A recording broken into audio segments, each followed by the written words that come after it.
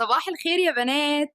دلوقتي خلاص جهزت كل حاجة وهتحرك على المحطة عشان أركب القطر.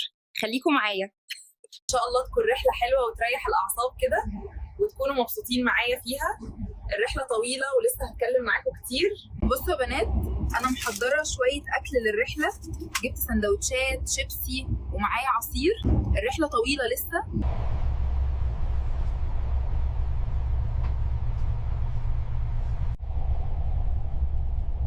الحمد لله أكلت وظبطت نفسي عشان البيبي كمان، وعايزه اعمل حاجه حلوه تسلي وقتنا. ايه رايكم تبعتوا اسئله وانا هرد بكل صراحه عليكم وبالاسم كمان.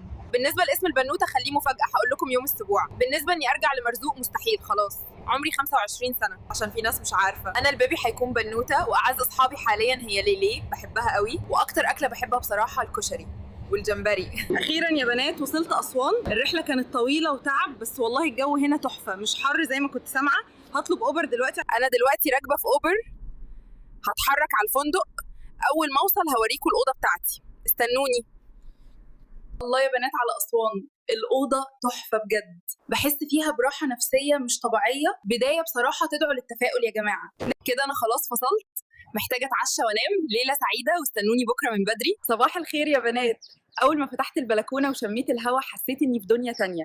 الجو جميل بشكل مش طبيعي. يلا نبدا اليوم سوا يا بنات. الفطار هنا يفتح النفس، عيش سخن، فول، جبنه وفواكه كمان.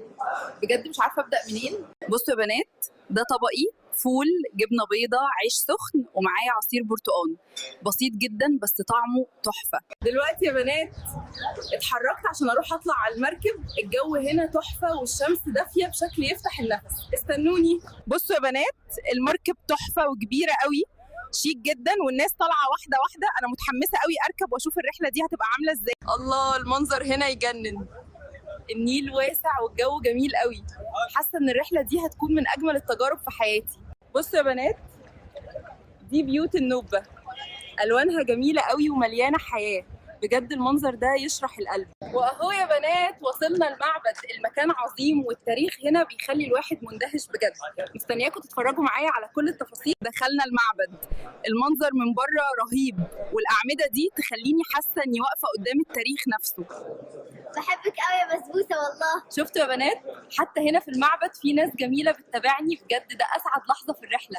خلصنا جولتنا في المعبد والدنيا بقت قرب المغرب. المنظر طبيعي وجميل بشكل يريح العين.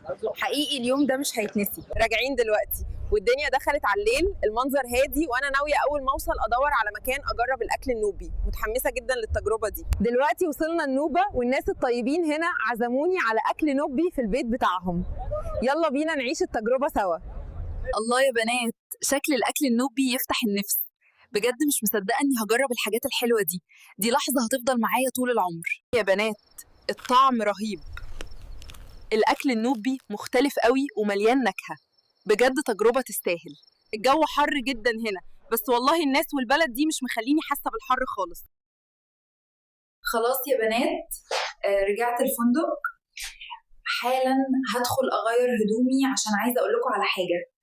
الدكتور كلمني وقال لي ان الحر بالنسبه لحالتي ممكن يكون خطر، عشان كده هرجع بكره. اللي عايز حاجه من هنا يقول لي. لو عجبكم الفيديو ما تنسوش تعملوا لايك وتشتركوا، وسيبوا لي كومنت تقولوا لي اروح فين المره الجايه. باي.